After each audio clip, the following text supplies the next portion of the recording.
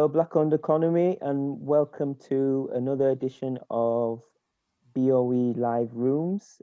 This is the first room we've got set up in April.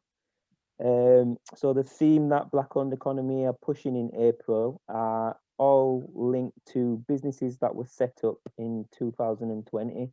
So we've managed to get 6 businesses hosting B.O.E. live rooms in April. So please get over to our website at www.blackowned-economy.co.uk. Go to our events page and you'll be able to check all the different events that we've got set up for April, linking to that topic. So today we have 2 hosts, a mother and daughter team, who run a business called LV Coaching, alongside whatever they do on the side. They have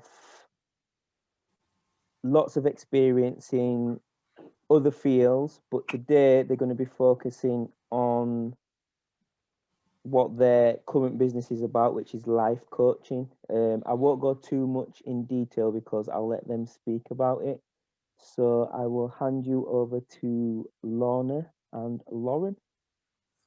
Thank you. Thanks, Jermaine. So let me just share my screen so you can see our presentation. And I will, oops, I need to move that a little bit.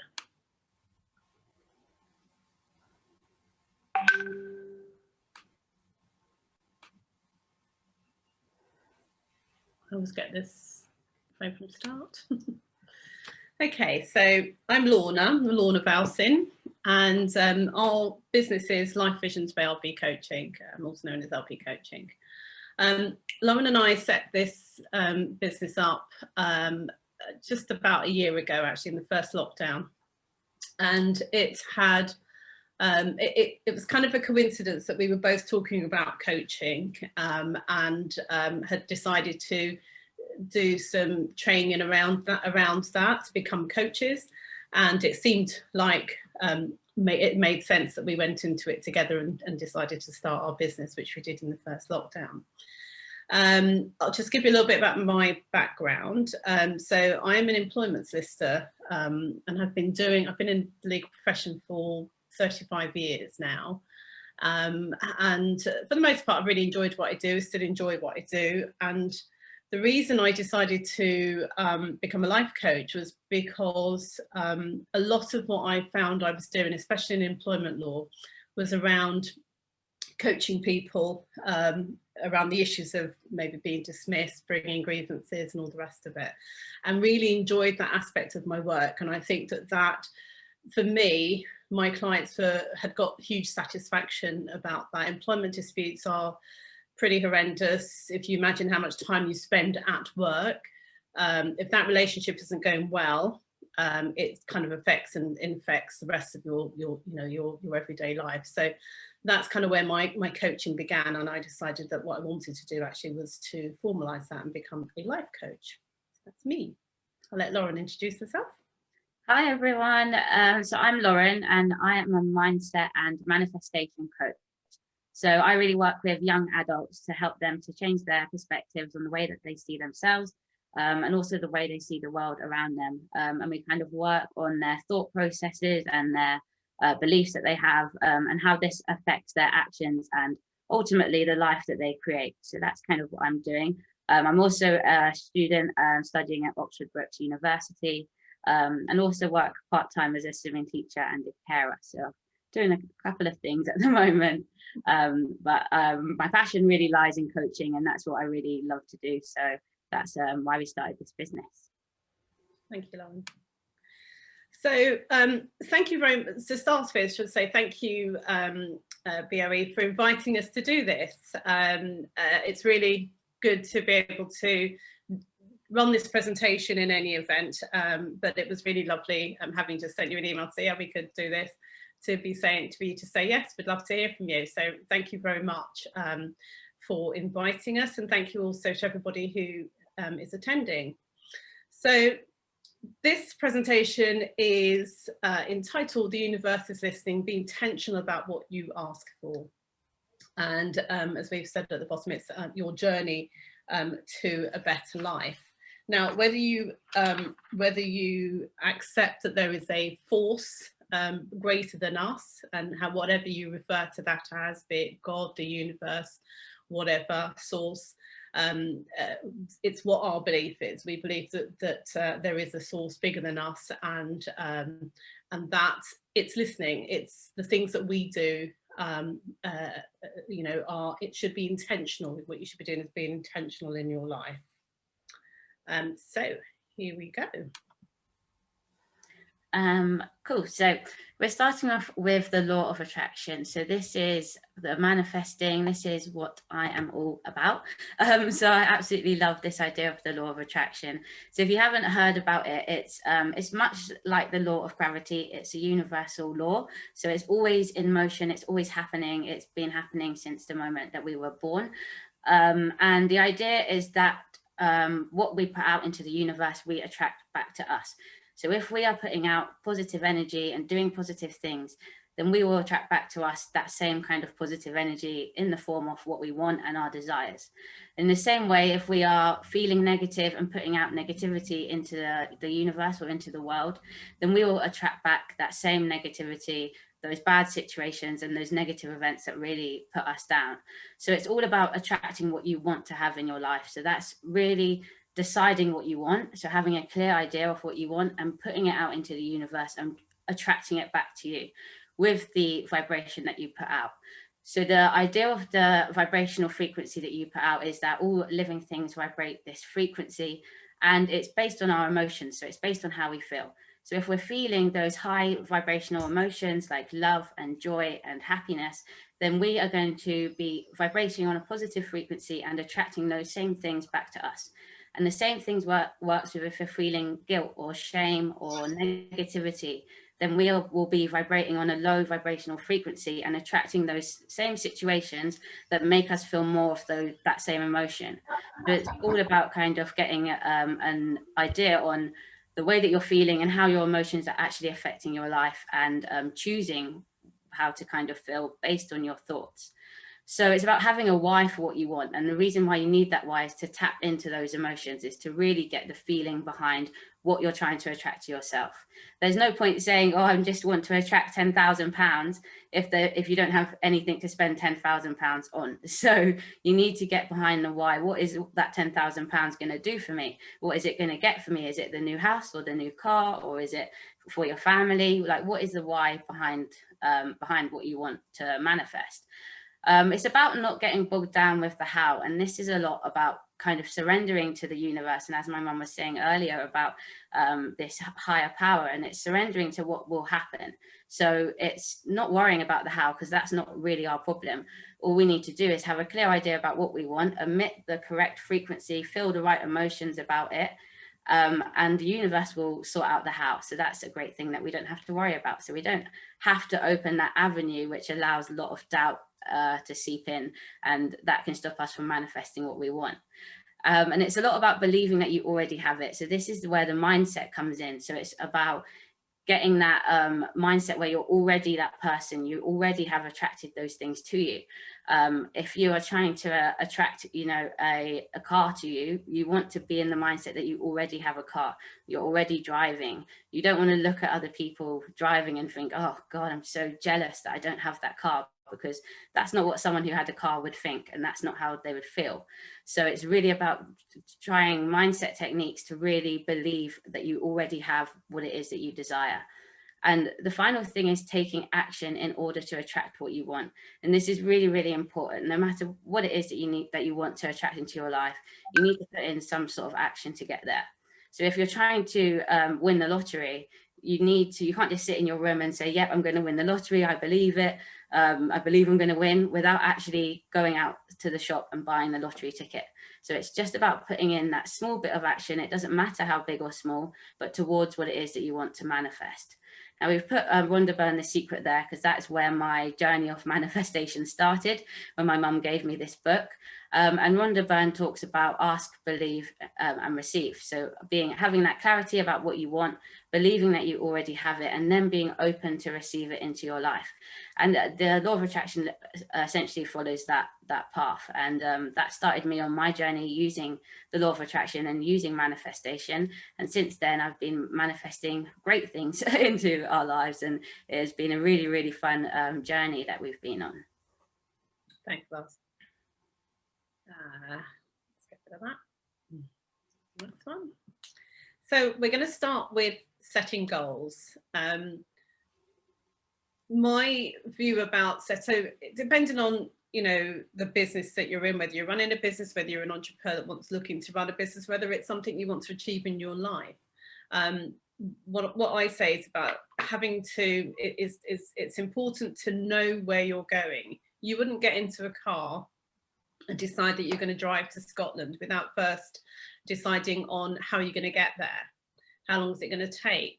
Maybe put it in the sat nav. Maybe decide that you've got enough fuel in the car to get there. All of those things allow you to focus on what it is that you've got to do. And the more you do that, the more likely you are to actually get to your goal. So we're going to start with setting goals and why. So I think it might be something that, often that you kind of got in your head, well, I want to do this and I want to do that. I think that there's a lot of power in actually writing your goal down. Because I think there is something about having that in your head, creating and, writing it down, having it in front of you, something you can refer to. So that's kind of how I set my goals. But without that goal or plan, where are you going in life? So without that sat nav being set, how are you going to get to Scotland? How are you going to do what you need to do? It gives you the direction. It allows you to focus. If you've got that goal in front of you, you focus on that goal. You're less likely then to be distracted by other things because you've got a clear goal and a clear destination. You know what you want to do. The great thing about goals and recording them is that once you've achieved them, you set some more. You think, oh, that's worked. I've managed this. What's my next step? You've kind of got a ladder that gets you to where you want to go. It does, when you think back, and I think this is a really good thing to do, when you think back at the things that you've achieved in life, and we don't always do this, but when you do, you realise that the growth that you've made, or you realise that you haven't grown. I mean, the worst thing is that you look back and you think, well, actually, I've not done anything in the last 3 years or whatever. I haven't grown as a person. I haven't grown in my business. My business hasn't grown. And then you ask your question, well, why is that? Have you allowed yourself to be distracted in other areas? It does, of course, that follows on for ongoing personal development. So I look back at, what I've achieved in terms of my exams to become a solicitor, what I did in relation to that. Going from associate to a partner in a firm, all of those are my ongoing personal development. Each one of those stages required a goal and the steps to get to that goal. And those steps are measurable, and it goes towards the final vision that you have of your life, which we'll talk about in terms later on, and owning that destination. So that's my explanation of why we set goals. We should just say, if anyone's got any questions, if you could just put them in the chat and we'll deal with those at the end. So how do you go about it? I mean, there are all sorts of ways. I think, as I said before about writing it, for me personally, I find that really useful because it's something I can go back to. If I feel I'm being distracted by other things, I can go back to my goals and say, right, no, that's not something that's going to bring me closer. I sort of make a decision, is what I'm doing going to bring me closer to or further away from the goal that I've got in mind? I'm sure that most people have heard about the acronym of SMART. So specific, measurable, achievable, I think it's relatable, or and timely. So those SMART acronyms, those SMART goals are good, I think, for businesses generally. So if you've got, if you are, I see them used a lot in employment. So if I'm an employee, and my line manager is saying, right, these are the goals that you have to do, it's sensible to set those SMART goals. We both are of the view that we find them quite restricted in what we want to achieve. To say that, I mean, yes, of course, measurable, you need to be able to see whether you've reached it and where else you need to go, but it's not an acronym that we like to use. So we feel this is a bit more, allows you a bit more space to grow and a bit more ambition. So I say write it down. You may not want to do that. Be clear and specific. The subject of this presentation is that you need to be intentional about what it is that you're trying to achieve for your life. So be clear, be specific. A vague goal is going to get you nowhere. If it's so vague that you can't quite measure it, if it's so vague that you're not quite sure what you're trying to achieve, it's not going to be useful to you. But also, you may have goals of different proportions. So you might have a much bigger goal, but what are the steps that you need to take in order to get to that bigger goal? So break them down if need be. You might need to collaborate. You might need to collaborate with other people in order to get to the step that you need to get to. So one of the things that Lauren and I have both done is about investing in ourselves. We've both used our own coaches because we feel that it's important for us to invest in ourselves in order to get to where we need to be. So collaborations and investing are two very crucial things. Set up a time frame, but not one that's so punishing that you really do yourselves no favors in trying to achieve it. So it's saying that you want to get to, I don't know, a particular position in your job and you're going to give yourself 2 weeks to do it, may not work. And if that time frame puts you off, you may decide it's something I can't achieve. So be flexible, be kind in terms of that framework, but don't let it be so wide that actually you don't achieve it, because then you do get distracted and then you lose interest. Identify the potential obstacles. So if you know what the goal is, you know the smaller steps that you have to do, build in those obstacles that might prevent you from getting there. Now, I would say that there are obstacles that might delay you as opposed to prevent you, but identify what it is. Is it something that might delay me, that I might need to work on in order to get there? Or is it something that might actually prevent me from getting where I'm going to go? Work out what they are. But more importantly, work out what you can do, or the tools that you will need to invest in or what have you to get over those obstacles, and be able to review them, obviously. At some point, you know, it's not just you're not going to just set these goals and then in 10 years time think, oh, I wonder if I might look at those goals again. And the final thing about is accountability. A great way to make sure that you are on course with your goals is to have some sort of an accountability buddy. We've both done that with having our own coaches. Our coaches have kept us accountable for the things that we say we're going to do. And that means that we get them done, because if we don't get them done, I mean, obviously we're not going to get beaten with a stick, but if you don't get them done, then you know that you need to do some hard work around that. And then also there's some questions around that. Well, why have I not done it? What stops me? What's distracted me? Is this really a goal that I want to get to? So have some sort of a method of accountability. I would say also ask yourself these questions. The why is something I'm going to deal with both in goals and in visions. Ask yourself, why do I want to achieve this? Because having a goal that has no purpose is unlikely to be achieved. Why is this goal important to me? We often say things like, well, I really want to have this and I really want to do that, and but with no other consideration behind that, you then start thinking to yourself, okay, well, how important is this to me? How is it going to change my life? What will happen if I don't achieve it? What will happen if I do achieve it? What's that going to take me to? What's next? How will my life be changed if I do? And I'm not saying that this is necessarily a massive life goal, but if you're going to set goals, set them meaningfully. There's got to be some meaning behind it. Otherwise, you're not going to get there. And is the goal going to benefit anyone else? Is it a goal for a family? If that's the case, then you're going to have that emotional connection to that goal. You're more likely to achieve what you want, because there are other people that are going to benefit from it. And I'm not suggesting that you should be go to the extent of, you know, people pleasing and all the rest of it, but if it's important to you and other people, third parties, then likely that's it. And if it's an important third party or parties, then you're more likely to achieve it. That motivation will continue. And if you share those kind of goals, then trust me, the other people who are involved are going to have your back. They're going to be saying, like, come on, we want you to do this because it's for us as a family, or what have you. And is this the right goal for me right now? Because it might not be. Only when you go through these questions and really ask yourself, why do I want to do these things, that you then become invested in it. The answers to those questions make you become invested in the answers and then in the goal. So creating a vision for your life. So where do you start?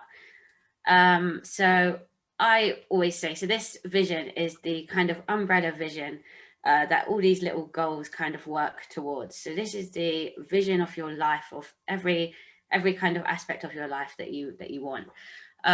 So when I was focusing on my life vision, I used to be told a lot about what do you want to do, you know, what, how much money do you want to earn, what mark do you want to leave on in your life, and things like that.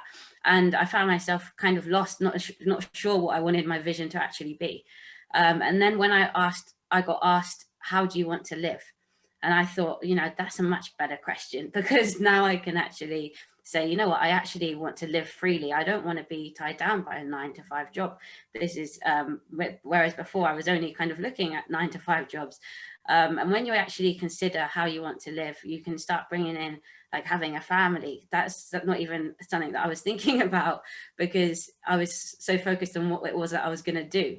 And then when you bring in the fact, oh, actually, I do want to have a family. So then actually maybe career isn't, you know, my top priority. Maybe it's also in line with family, and that's something I have to consider. So when you ask yourself, how do you want to live?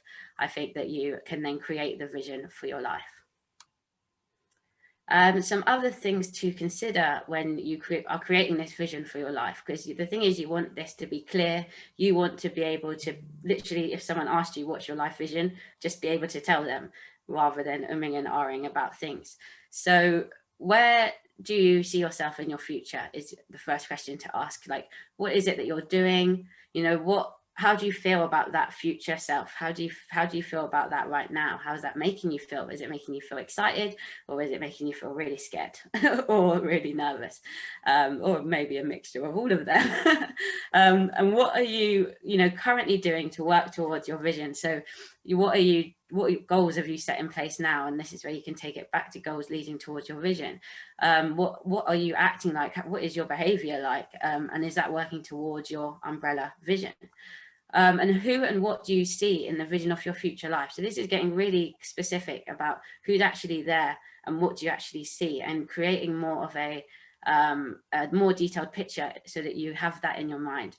When you're doing your goals, when you're putting in a kind of hustle, this umbrella vision is going to keep you focused. It's going to keep that idea of what you want to create by doing all of this hustle and the end result. Another question to consider is, are you letting life happen to you, or are you the author of your life? And this is about, are you gonna create your life, or are you just gonna kind of aimlessly walk through it? When you decide to create your life and actually put in the effort to manifest what you want and attract your desires to you, then you can live the life that you want to live, and you can create it in whatever way you want. And that leads to the next question, which is, what are you attracting into your life? So what vibrational frequency are you currently operating at? Are you a high vibration or a low vibration? Does it need to change? And what might be stopping you from having what you want in your life? What might be holding you back? What is stopping you from taking that leap of faith to be living the life that you want to live?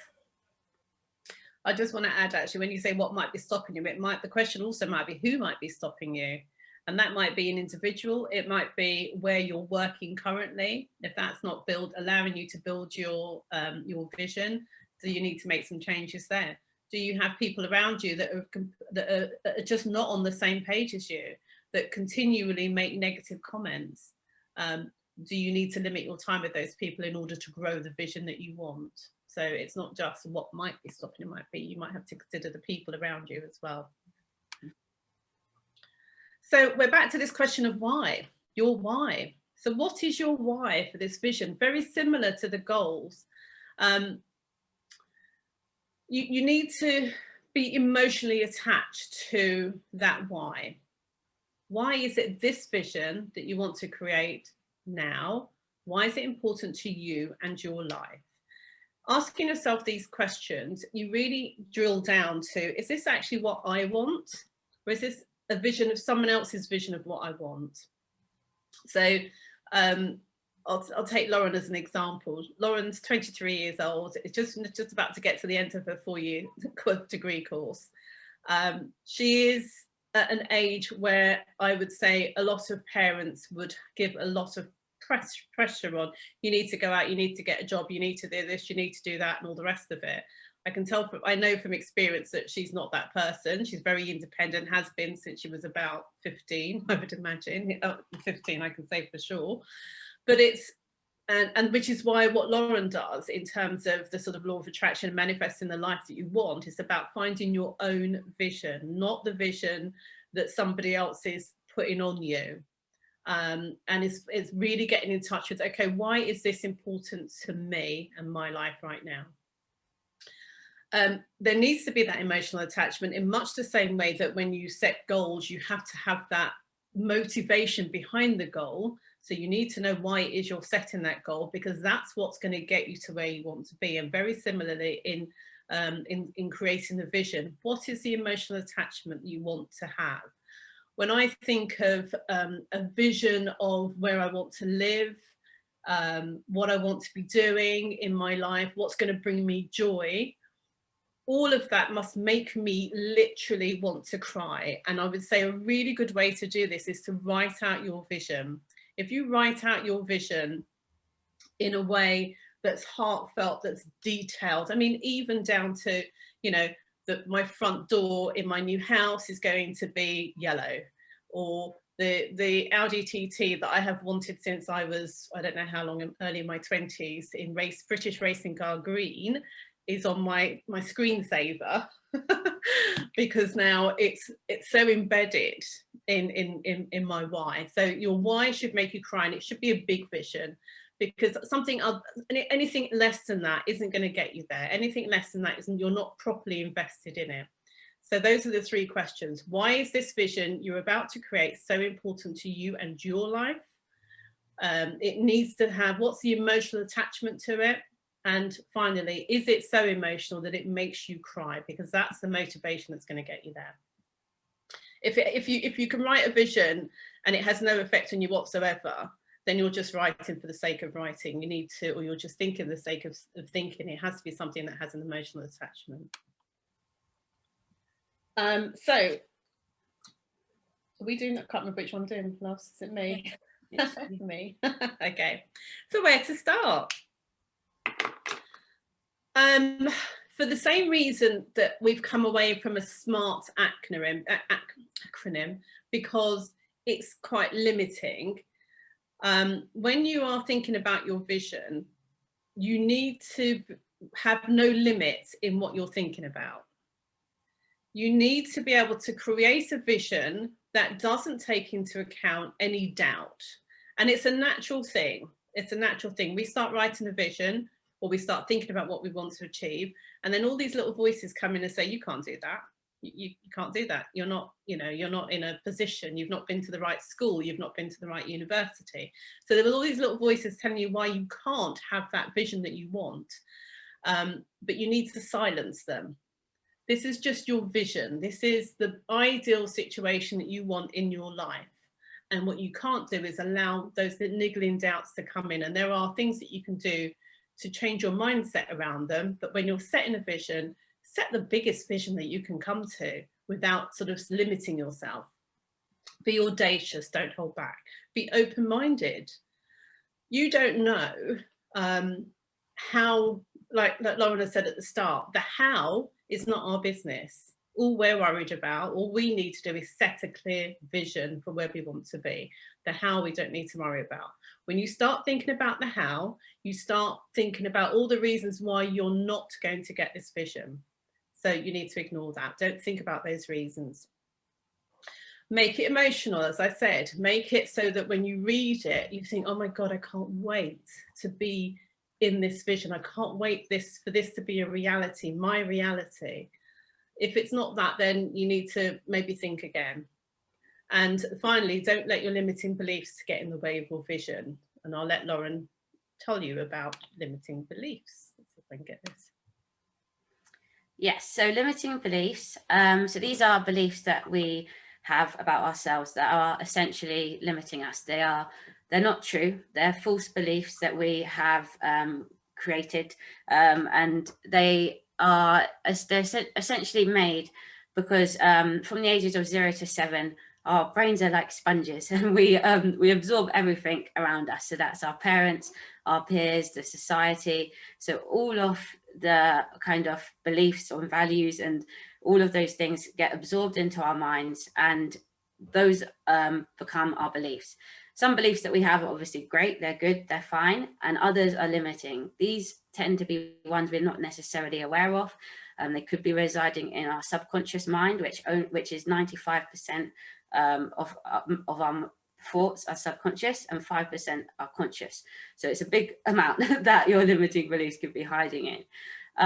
And these limiting beliefs tend to come up, when you're trying to do something or you're trying to get something, and they tend to get in the way. So there's many kind of consequences of having these limiting beliefs. One limiting belief that I had when we started the business was that I was too young to have a business, which looking back at it now seems ridiculous that I was thinking that, but that was a serious belief that I had. And I thought, no, I'm 22. I can't have a business. Like, I'm too young. I don't think I can do that. And then suddenly all my friends started popping up with businesses that they'd done. We're all 22. So, and I could look at them, and my coach even said to me, what makes you think you can't have a business at 22? Like, there's 8-year-olds with businesses out there. There's 5-year-olds with businesses, probably, with their technology use. So that really shocked me, and I was like, oh wait, I'm not too young to have a business. And then I was able to release that belief, or change that belief, in fact, to actually I'm old enough to have a business, and that was able to allow me to move forward with the business. And so these beliefs do come up a bit like resistance, and you kind of need to dig into them and restructure these beliefs. This is where what I work on with my clients, especially the mindset side. It's about finding these beliefs that we have, whether it's that you think you're too young, think you're too old, think that you're not in the position to get that, whatever it is that you're trying to achieve, or you feel like some obstacle might be in your way, but it may not actually be there.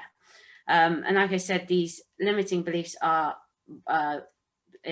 we create them when we are between the ages of 0 to 7, and it could be as simple as something as your parents' relationship with money.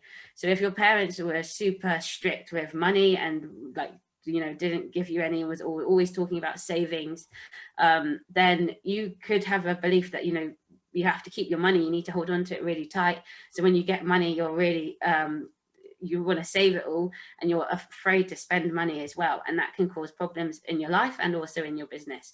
So this is how the beliefs can kind of show up in later life, and in the end they hold you back and they stunt your growth. They stop you from taking leaps of faith, those leaps of faith that you need to take in order to grow.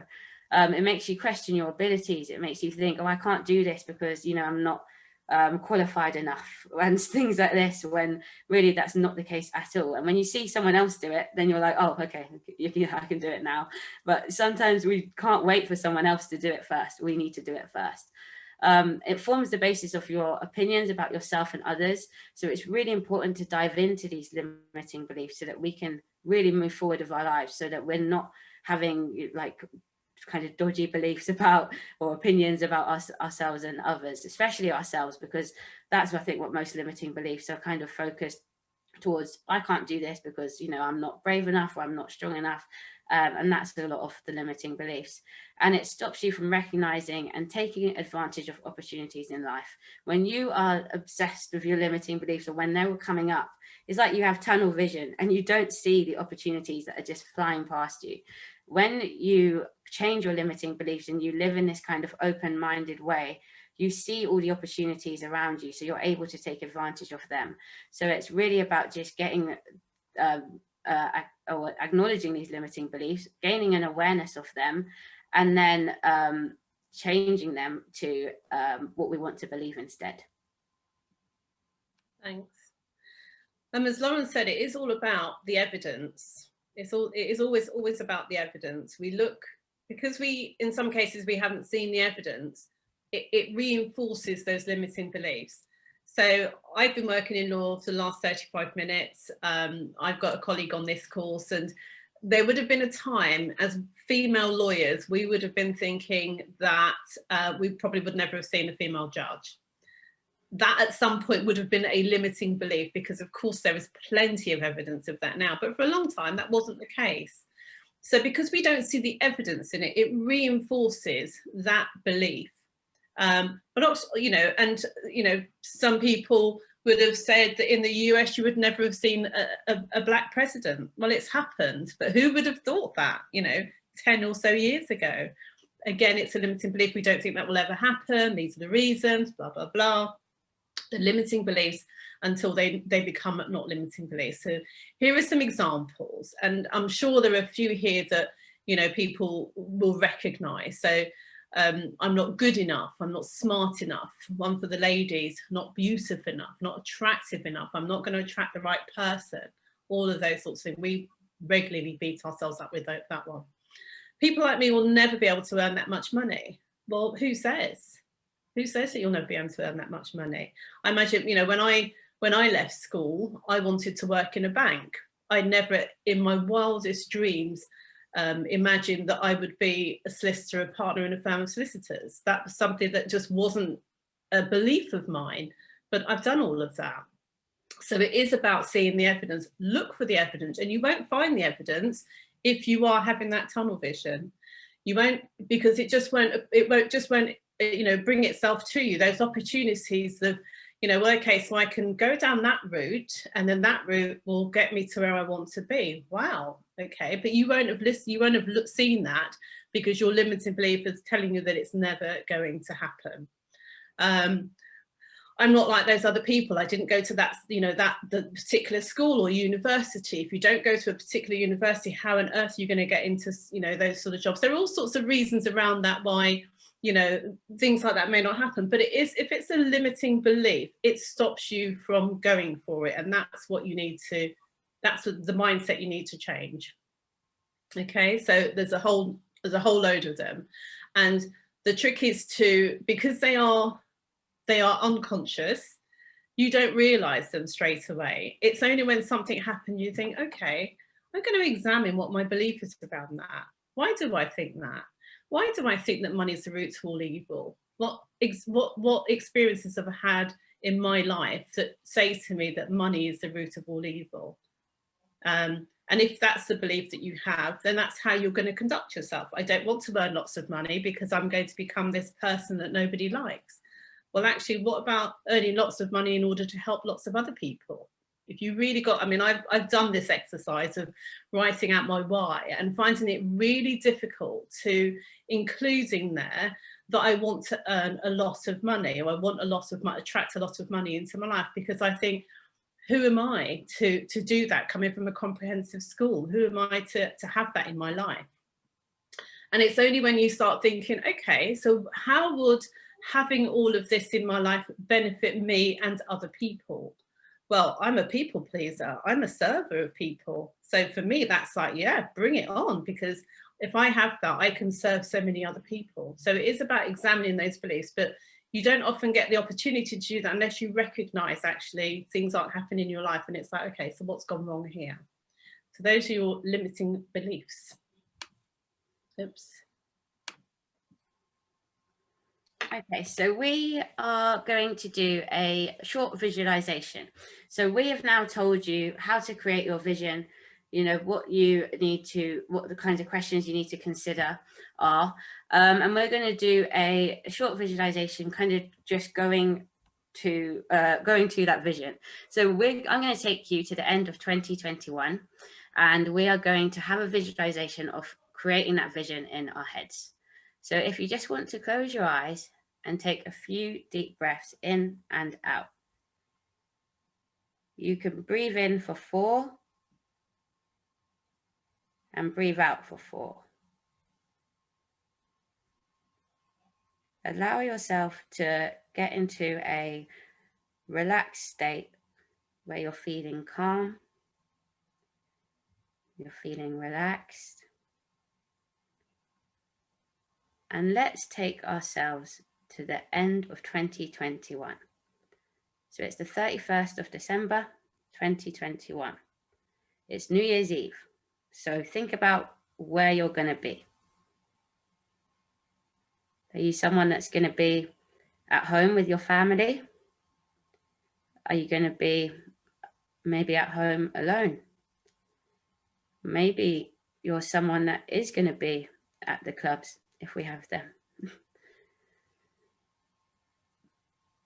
Who are you with? And what are you doing? Now imagine that wherever you are, you're taking some time to review the year 2021. From January to December, and you're thinking over the achievements that you've succeeded with.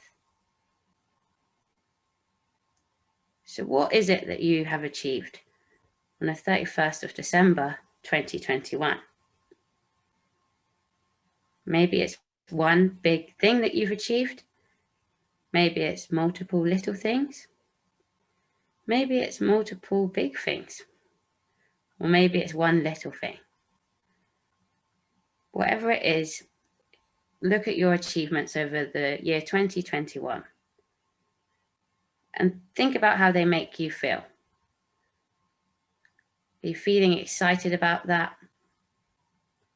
Are you feeling happy? Maybe a bit nervous? And what moment in 2021 was your proudest moment? What moment happened this year that you're going to remember forever? So if there are some people in your vision, then turn to one of your friends or family members. If you're alone, you might want to pretend that you're journaling or meditating or just thinking about it. And you are going to pretend that you are telling that person or journaling on the life that you're currently living. So who are you? What are you doing with your life? Explain to them how your life is. Explain to them what's making you really happy right now. Explain to them what you achieved this year and how proud of yourself you are. Now we're going to take the vision a little bit wider, and you're going to look at yourself from a bird's eye perspective on the wall, looking down at yourself, and have a look at that person down there and think about who you want to become. So who is it that you want to be sitting there at that club or in your house with your family, with your friends? What person is sitting there? Who is that person that you want to become? How do they behave? How do they dress? What are they doing? Are they laughing? Are they smiling? Are they happy? Are they maybe looking more confident? Maybe they have more money? And how are they presenting themselves to the world and to the people around them? Remember to be audacious with your vision. Don't hold back and don't let any limiting beliefs creep in. Okay, you can open up your eyes when you're ready, and we will come back to to the beginning of 2021. That was brilliant. That was brilliant. Thank you, Lauren. Glad you enjoyed. So the next slide is about creating that vision. Now, we've talked about the goals, we've talked about the vision. This is something that I would suggest, it's really helped me, and I suggest that it's something that might help you, is actually to create a vision board. It's to create something physical that you can refer to and look at and remind yourself and tick off. It's so lovely to be able to tick things off and change it, keep it flexible, because what you want is to be able to achieve the things on your vision. So this is a picture of one that I did a while ago. It's been updated since, and there are various ways that you can do this. I did this as part of started doing this when I was doing my coaching studies, actually. So some of those images had come from various places, and it was we had loads of magazines, and it was about not deliberately picking up a magazine that you thought that there was an interest in. It was about just going into any magazine, looking at the pictures, whatever resonates with you, whatever stops you in your tracks and you look at it for more than maybe a couple of seconds, just cut it out, because something there has made you take notice of it. So obviously you can do this if you happen to have a load of magazines or whatever. It's a gradual process. It doesn't have to all be done in one time. And this one wasn't done all in one time. I did it over a matter of time. So there's various things in there that mean lots to me. I'm not going to go into them all, but obviously this has got to be something that means something to you. And there are things on there that I've already achieved. There are things on there that I still want to achieve, and I will. And I say, since I've changed it, I've updated it. So it is just about having those images. If this is something that resonates with you, it might not be. This may not be useful for you. It might be that actually writing down a list of things that you want to achieve that create your vision is what you do. But this is how I've done it. So I've identified the visions. I have then arranged them on the page, and I'm an old school, so I've stuck them down. It's quite a good creative project as well. I quite enjoy doing that. And then put them in almost sort of order of importance, sort of going from the middle out. I'll talk to you about one of them and the benefits of putting this on a vision. I don't know if you can see, but there is a music score, or the Clef of Music School, and it's got a pound sign. So I sing in a choir, and I've done some solo singing recently, and I absolutely love singing. It's one of my passions. So I've said on my vision board that I want to make money from singing.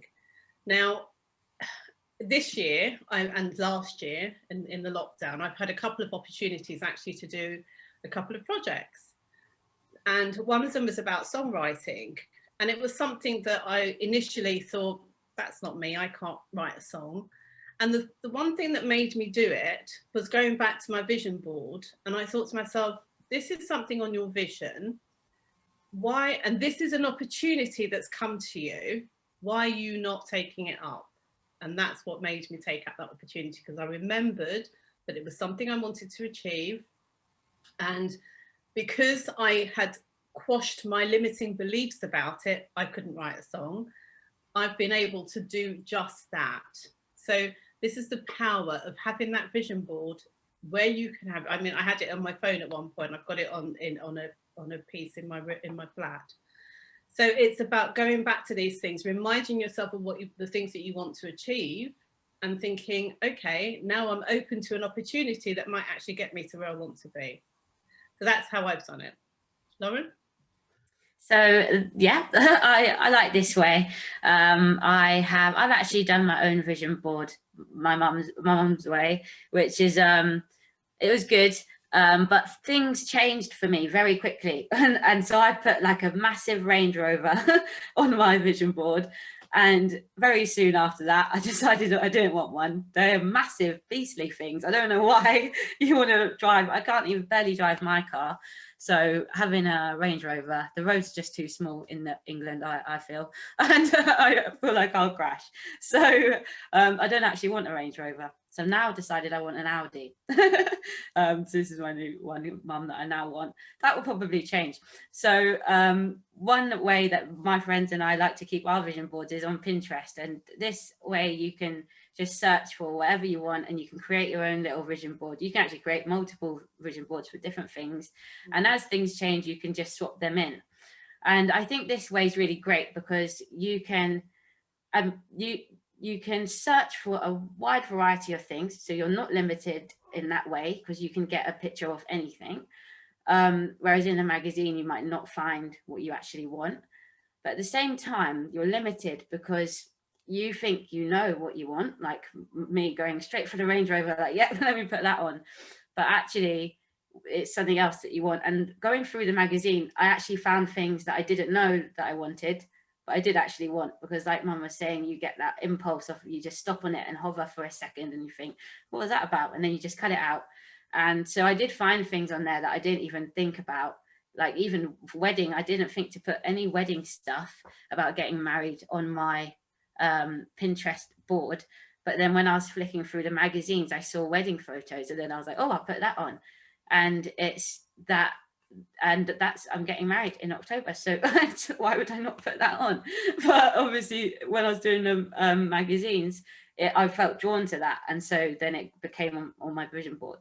So there's multiple ways that you can do it. I would suggest doing both, to be honest, so that you can really play around with it.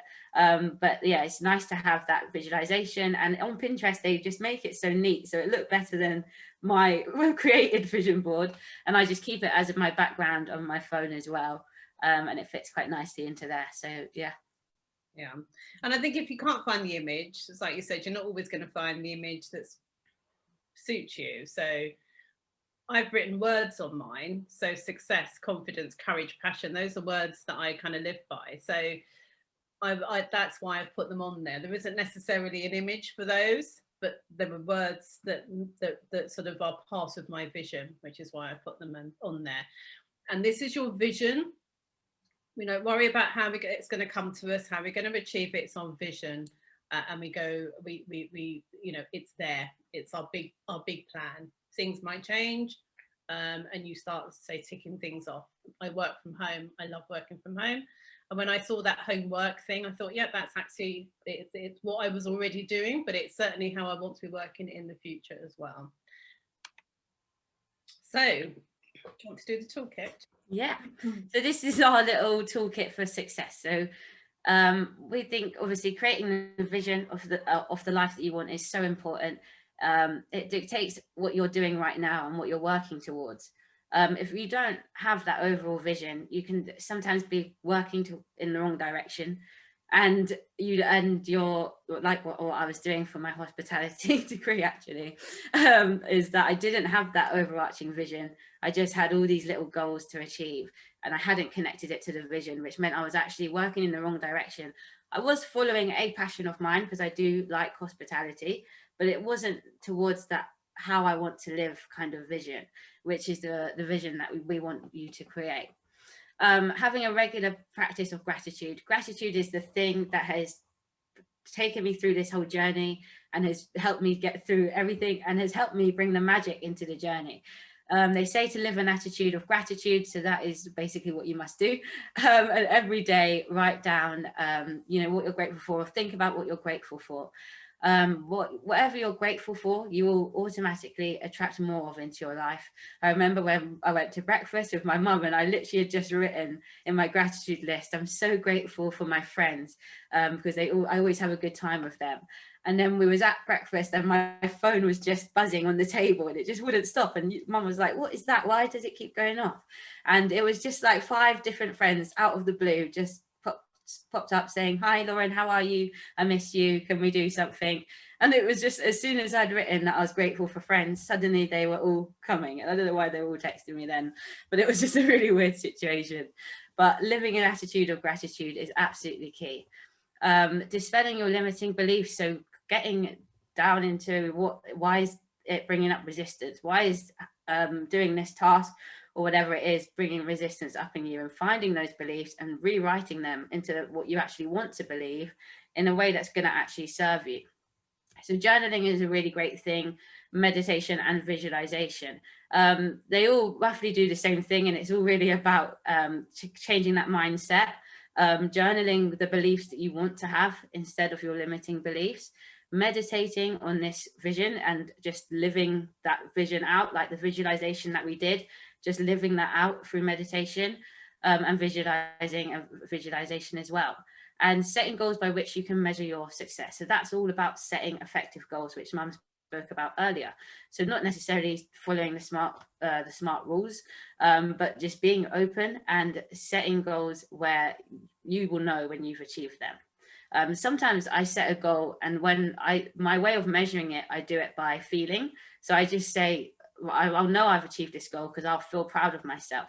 And so it's kind of like whether I achieve the goal or not. As long as I feel proud of myself, then I've done it. And, you know, more often than not, I achieved a goal. I mean, I think every time you achieve the goal, but it's, you don't put any pressure on yourself because you're looking for an emotion rather than actually getting that goal. So it releases that pressure, and you just kind of go for it, and yeah, you get the goal anyway, but you're focused on the emotion. So creating a vision board and keeping it updated. So whether you want to do that on the magazines or on Pinterest or whatever way works for you, writing it down and looking at this regularly. So referring back to it regularly. You want to have this vision so clear in your mind. Like I said earlier, if someone asked you for it, you could just tell them it straight away. So keep looking back at it, keep going back to that visualization that we did earlier and making it so clear in your mind so that it can be reality. Every single thing around us was first in someone's mind before it became reality. The laptop that I'm looking at, the chair I'm sitting on, the table, and it was in someone's mind, and then through many, many failed attempts did it then become a success and be created into something that we now use every single day. So that's the same thing with your life vision. It's the same thing with anything you want to manifest. See it in your mind first, and then it will come into your reality. And be consistent with your practice. This isn't just oh, I wish it once and then it will appear kind of thing. This is consistent effort over time, creating the results in our life that we want to create. I think the only thing I would add to that is about doing these things. What they do is raise your vibration. If every morning you consider what you're grateful for, it's amazing how you start that day. And I've got my gratitude journal is that I put an entry in first thing in the morning, and then I put an entry in at the end. The second question is, so the first one is always what are you grateful for, what are you thankful for. The second question differs every day. But if you consider what you're grateful for first thing in the morning, then it's more likely to be something like, I'm grateful for this wonderful place that I live in. I'm grateful for my family. It's going to be those really deep things because nothing's happened before you've woken up. And you wake up first thing in the morning, you do that. Then you tend to then remind yourself about the really, the things that you just take for granted. I take for granted that I have, we take for granted we've got a roof over our heads. We've got a nice home. We've got a comfortable bed. I can't tell you the amount of times I've been thankful in the morning for a comfortable bed. And then in the evening, that's all about, so moaning about maybe what you've done in the day. But what it does is it raises that vibration. If your vibration is at that level, then you're more likely to manifest more things in your life. So how can we help as coaches? So the job of a coach isn't to tell you what to do. We're not counsellors, we are coaches. So a typical sort of one-to-one session with a client is that they will come to us with a particular issue. They want to achieve something. They want to set boundaries in their life, all sorts of things. And our job is to listen to them non-judgmentally. Okay, so we listen to what they've got to say. We make no judgment. That we respect the fact that this is a space that they're in, and we work with them in changing their mindset more than anything else about where they are and into what they want to be. It is often about changing what they perceive to be their reality, and the limitations around that into a different reality. And that is all about changing your mindset. So we can do the things like we can help you make effective goals by asking you those questions. Why is this the goal that you want right now? Why is the vision that this is the vision that you want right now? What's that about? What's it going to bring you? And we go really deep sometimes, and certainly both of us have had that experience with our own coaches about going really deep about what it is that we want. We will keep you accountable. We will have sessions with you. We will send you away and say, right, we need you to work on this. We'll set up a particular exercise. We might see you, speak to you again in a couple of weeks. Okay, so how did you get on with that? And if it hasn't been done, it's maybe there's a genuine distraction, but otherwise it's about, okay, let's look at why this hasn't been done. Is it really something that's important to you? What have you allowed to get in the way that means that you haven't done this? It's not about telling you off. It's about really looking at, okay, is this something that you really want to achieve? What's holding you back? Is it that there's negativity around you in terms of people, things, all the rest of it? Are you prioritizing something above what you really want to do? We challenge self-doubt. We look at limiting beliefs. We get you to be clear about what it is that you want. And then all of this is about careful questioning. Okay, well, let's look at why we want this. You know, we explore your values as a final thing. I'm not going to go through the whole list. We explore your values because we do things on the basis of our values, whatever those values are. And that's a good starting point to any coaching relationship. It's about, okay, so what are your values? What is it that you want to achieve and why? And we always focus on the positive. When Lauren talked about journaling, we journal on the basis that you already have it. I'm happy and grateful for, I'm happy and grateful that this has happened. It's already, you're not saying I want or I need, it's I already have. You're happy and grateful that you've had it in your life. So you work on the basis it's already with you. So, oh, you're going to do this one, aren't you? It's fine if you want. No, you go. Okay, so thank you for listening to our presentation. If you have any questions, feel free to put them in the chat. We have put on here our social media, so we've got the Instagram, and you can find us at l.v_coaching. Also find us on Facebook at LV Coaching. We have the podcast, it's on Spotify and all kind of podcast platforms, the Positivity and Mindset podcast, and our email and website on there. And as a thank you for being here, we would love to offer you a free 45-minute clarity call where we can dive a little bit deeper into your particular vision, what you particularly want to achieve, and you can finally gain that clarity on that life that you want to live. So you can send us an email or get in touch with us through our social medias, and you can just quote Black-owned economy so that we know that you came from here. Thank you. I can't actually see the chat. I don't know if anyone's put any questions in, but as you said, Jermaine, there are a lot of people on here today, so it may be that people want to put questions another time. Yeah, like you've said, you've shared your socials. Anyone who's got any questions or wants to find out any more information from either of the hosts this evening, you can always email or jump on any of the other social sites there.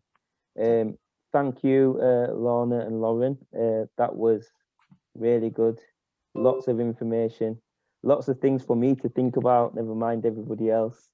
But yeah, definitely the stuff about limiting beliefs and stuff like that. It just gets you thinking about all sorts of stuff. And I imagine in 2020 during lockdown and furlough, I bet a lot of people were going through similar things, and it was a chance to like reflect on the life that you live in and the decisions you've made and what you actually want to do, setting goals and visions for the future and how you can make that change. So it's it links to our theme of the month, and I'd just like to thank you both again for hosting this evening's session. You're very welcome. Thank you. Thanks for having us. Thanks for having us. No problem. I'd just like to, for you guys who have attended today, and if you're just watching this on the recorded version on our YouTube channel, we have 5 other rooms booked in for April. So As I said at the start, if you head over to our website, which is www.blackowned.economy.co.uk, go to our events page, and all of our events for April and beyond should be in there. So you can check them out. If there's anything that that you think you're interested in, just go on there and RSVP for the event. Our YouTube channel is Black Owned Economy Presents. So all of our events, all of our room events, should I say, are all recorded and put on our YouTube channel. And like I say all the time, just keep supporting our Black Owned Economy community, all the businesses that are in there. There's so many wonderful businesses throughout the whole community. So just have a look at the Facebook group, Instagram, follow and support. And thank you guys again for attending, and thank you for hosting. See you all soon. Okay. Bye. Thank you. Bye. Bye.